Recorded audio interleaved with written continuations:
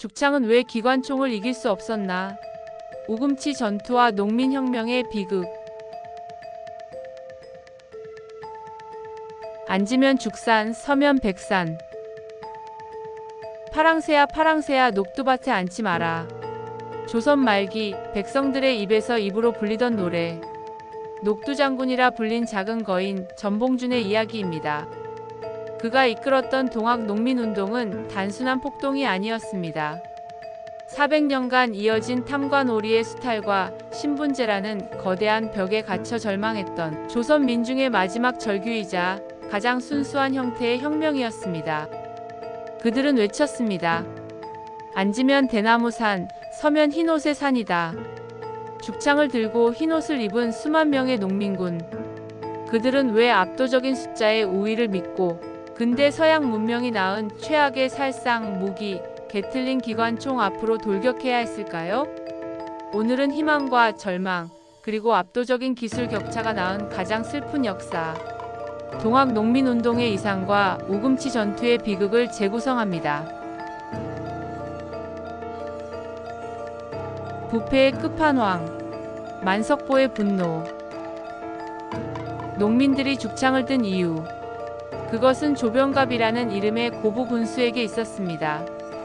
그는 조선 말기 부패한 탐과 놀이의 끝판왕이었습니다. 불법 세금, 각종 명목을 만들어 백성들에게 세금을 거두어 착복했고 자신의 아버지에게 바칠 비석을 만든다며 수천 냥을 강제로 거뒀습니다. 만석보 사건. 조병갑은 이미 있던 둑을 두고 새로운 둑을 쌓겠다며 농민들을 강제 동원했습니다. 수개월간 강제 노동 끝에 둑이 완성되자 그는 농민들에게 수세를 내라며 물세까지 거뒀습니다.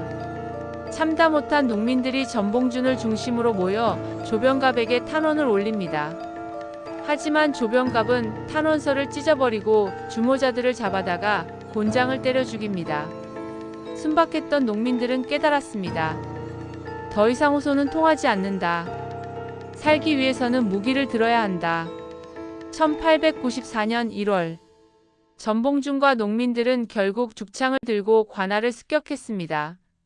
조병갑은 이 싸움에서 도망쳤지만 이 불씨는 조선 전체로 번져나가는 거대한 들불이 되었습니다.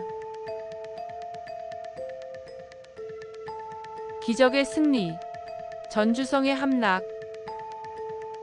농민군은 동학이라는 종교적 이념을 바탕으로 뭉쳤습니다. 인내천, 사람이 곧 하늘이다. 이것은 신분과 차별이 없는 혁명적인 평등 사상이었습니다. 농민군은 파죽지세였습니다. 특히 황토현 전투에서는 정부가 보낸 신식무기로 무장한 광군을 상대로 기적적인 승리를 거둡니다. 광군의 화력은 강했지만 농민군은 수와 분노 그리고 지형을 이용한 게릴라전으로 압도했습니다.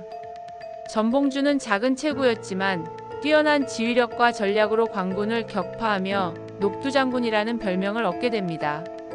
기세를 몰아 농민군은 호남의 거점 전주성을 함락했습니다. 조선 정부는 충격에 빠졌습니다. 수백 년간 오랑캐에게도 뚫리지 않던 성이 농민군에게 넘어갔기 때문입니다. 이것이 동학 농민운동의 첫 번째 클라이맥스였습니다. 이상향의 실험, 집강소의 꿈. 전주성이 함락되자 조선 정부는 더 이상 싸울 수 없었습니다.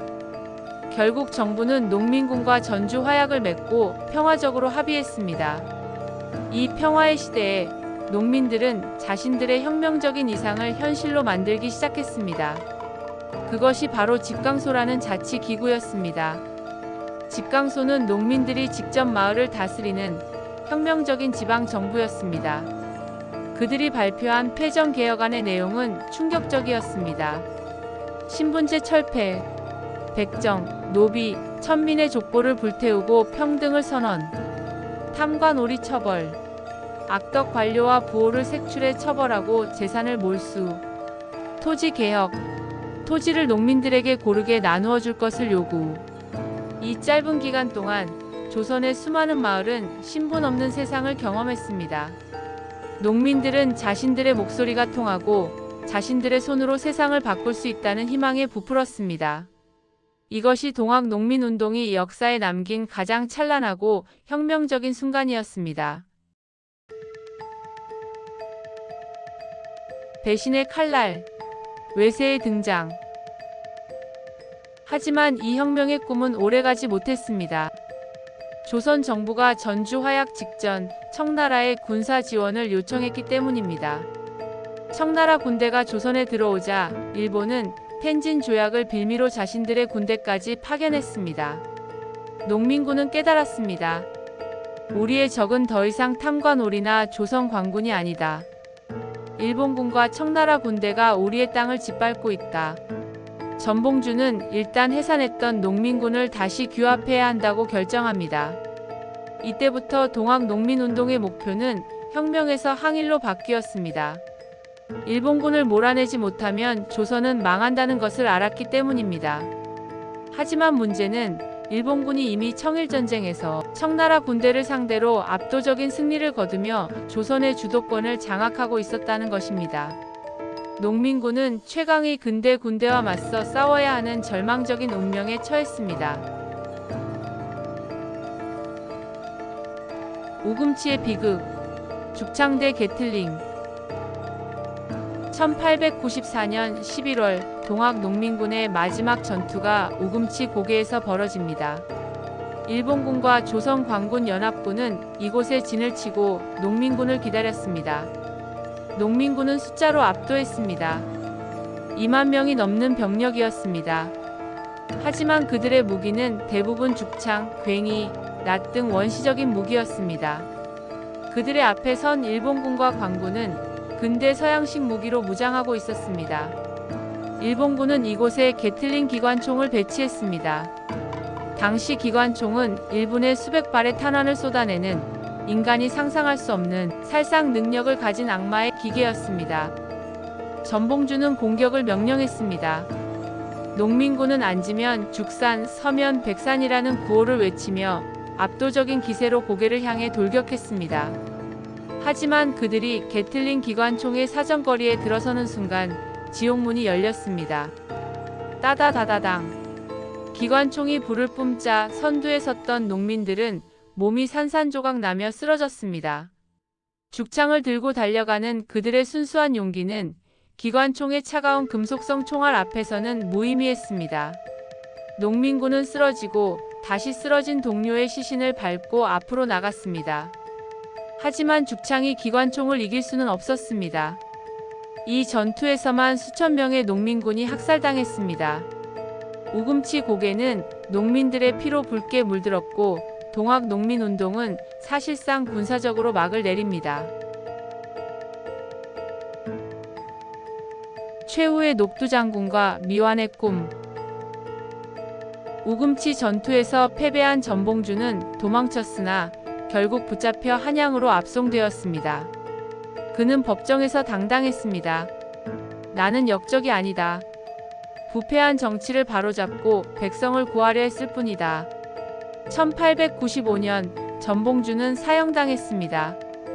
하지만 동학농민운동은 실패했지만 조선 사회에 남긴 충격은 컸습니다. 그들이 요구했던 개혁안은 이후 조선 정부의 가보개혁에 일부 반영되었고 신분제는 공식적으로 철폐되었습니다. 비록 죽창은 기관총을 이길 수 없었지만 그들이 외쳤던 평등과 정의의 이념은 살아남아 조선의 마지막을 장식했습니다. 우금치 전투는 단순한 패배가 아니었습니다. 그것은 조선의 봉건제도가 근대 과학기술 앞에서 무너진 비극이자 가장 순수한 민중의 정의가 외세와 부패한 기득권 앞에서 짓밟힌 미완의 혁명이었습니다.